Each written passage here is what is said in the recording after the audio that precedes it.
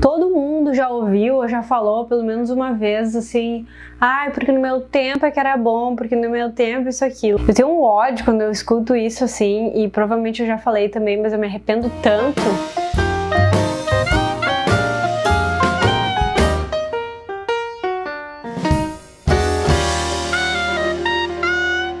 Quando a gente fala em infância, a gente geralmente pensa na nossa infância, ou muitas vezes numa infância ideal que não existe.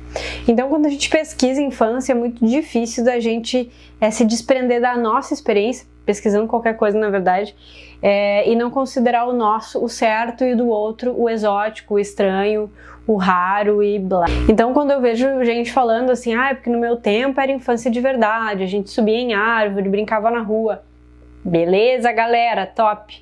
Mas não significa que era melhor do que a infância que se tem hoje. Afinal, quando tu viveu a tua infância, tu era uma criança e beleza, e tu não é uma criança hoje para viver uma infância hoje. Então tu não tem um parâmetro de comparação para dizer que a tua era melhor ou era pior. E vamos combinar, né, que hoje em dia tem muita coisa que fazem as infâncias serem muito legais e que possibilitam N coisas divertidas, que não se limitam a andar de bicicleta, subir em árvore e se ralar no saibro. Por exemplo, né, passava mercúrio, mertiolate nos joelhos, ralado nos troços, o negócio aberto, metia aquele troço que ardia, ficava um vermelhão, parecia que tinha voltado da guerra. Aquilo era assustador, não era, ai, no meu tempo é que era bom, ai, ai. Eu entendo que as infâncias de hoje talvez não sejam infâncias tão saudáveis quanto as infâncias que a gente teve, mas saudável em que medida? Saudável fisicamente, nutricionalmente?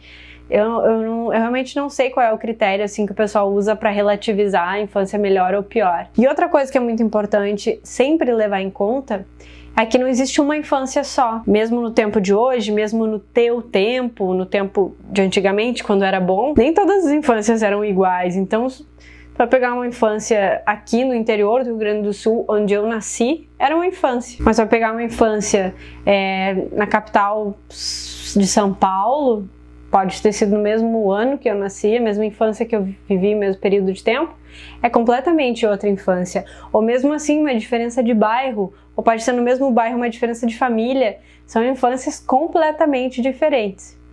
Eu percebo uma coisa nesses 8 anos que eu pesquiso infâncias, que muitas vezes o que liga uma infância a outra, independente da classe social, do gênero e da cor, é a mídia.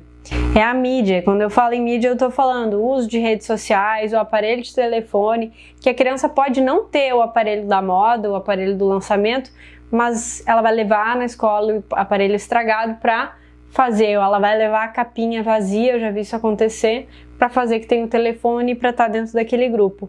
Então, muitas vezes, esses aparatos tecnológicos, esses artefatos midiáticos, são o que fazem com que as crianças se encontrem. Já ouviu o Baby Shark? Duvido que nunca tenha ouvido.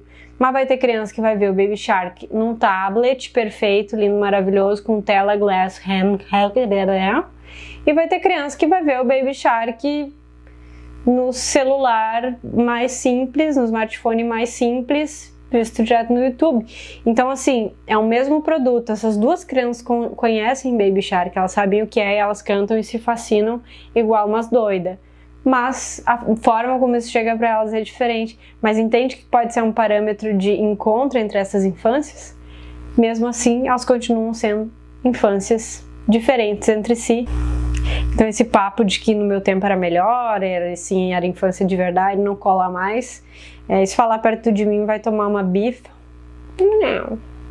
Eu sou totalmente contra a violência, exceto em alguns casos, brincadeira.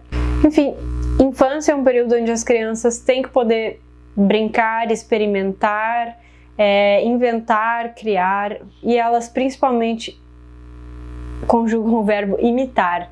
Então, muito cuidado, muita atenção para esses indivíduos, para esses seres que têm sua própria opinião, sua própria personalidade e independência, mas que requisitam cuidados e atenção sempre.